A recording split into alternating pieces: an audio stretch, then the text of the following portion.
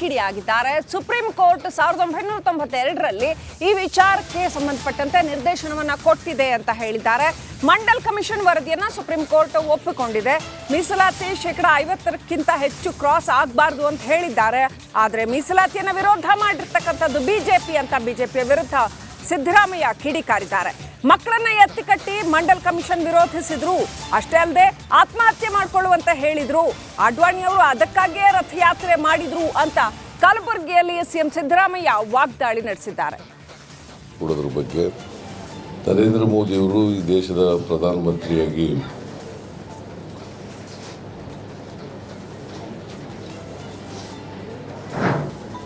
ಸುಳ್ಳುಗಳನ್ನ ಮಾರುಕಟ್ಟೆ ಮಾಡ್ತಾ ಇದ್ದಾರೆ. ಸುಳ್ಳು ಪ್ರಚಾರ ಮಾಡ್ತಾ ಇದ್ದಾರೆ.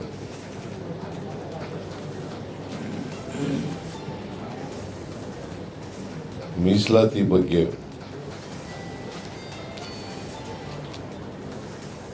ಹಿಂದುಳಿದವರಿಗೆ ಮೀಸಲಾತಿ ಕೊಡೋದ್ರ ಬಗ್ಗೆ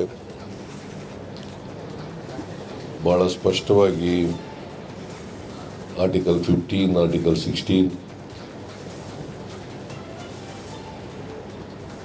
ಸಂವಿಧಾನದಲ್ಲಿ ಹೇಳಿದೆ.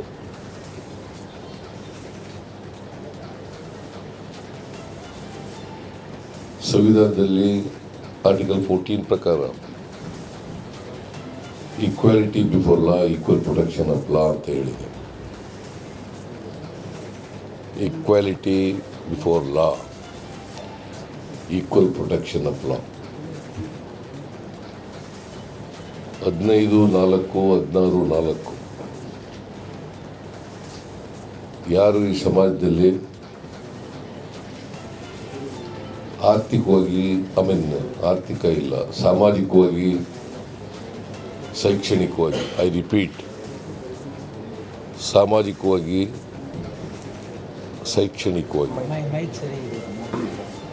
ಸಾಮಾಜಿಕವಾಗಿ ಮತ್ತು ಶೈಕ್ಷಣಿಕವಾಗಿ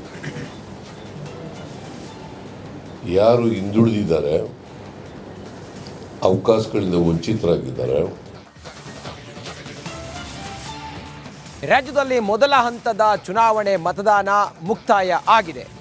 ಎರಡನೇ ಹಂತದ ಚುನಾವಣೆಗೆ ಕೌಂಟ್ ಡೌನ್ ಶುರುವಾಗಿದೆ.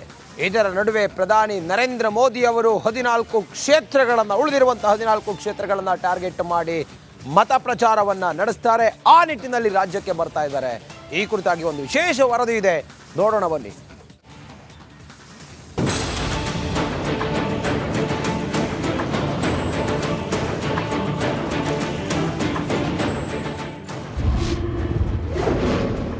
ರಾಜ್ಯಕ್ಕೆ ಪ್ರಧಾನಿ ಮೋದಿ ಗ್ರ್ಯಾಂಡ್ ಎಂಟ್ರಿ.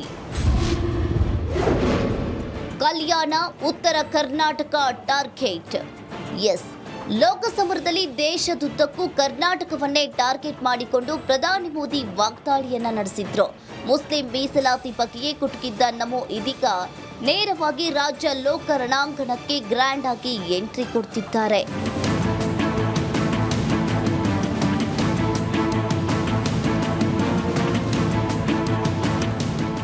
ಹೌದು, ಇಂದು ಬೆಳಗಾವಿಗೆ ಬಂದಿಳಿಯಲಿರುವ ಪ್ರಧಾನಿ ಮೋದಿ ರಾಜ್ಯದಲ್ಲಿ 2 ದಿನ ಮತಬೇಟೆಯನ್ನ ನಡೆಸಲಿದ್ದಾರೆ. ದಕ್ಷಿಣ ಕನ್ನಡ, ಬೆಳಗಾವಿ, ಬಳ್ಳಾರಿ, ದಾವಣಗೆರೆಯಲ್ಲಿ ಸಾಲು ಸಾಲು ರ್ಯಾಲಿ ಸಮಾವೇಶಗಳನ್ನ ನಡೆಸಲಿದ್ದಾರೆ. ನಮೋ ನ್ಯೂ ಟಾರ್ಗೆಟ್.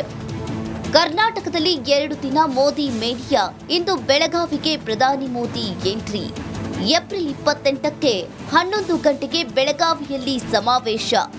1 ಗಂಟೆಗೆ ಉತ್ತರ ಕನ್ನಡದಲ್ಲಿ ರ್ಯಾಲಿ ಸಮಾವೇಶ. 3 ಗಂಟೆಗೆ ಬೆಣ್ಣೆನಗರಿ ದಾವಣಗೆರೆಯಲ್ಲಿ ಸಮಾವೇಶ.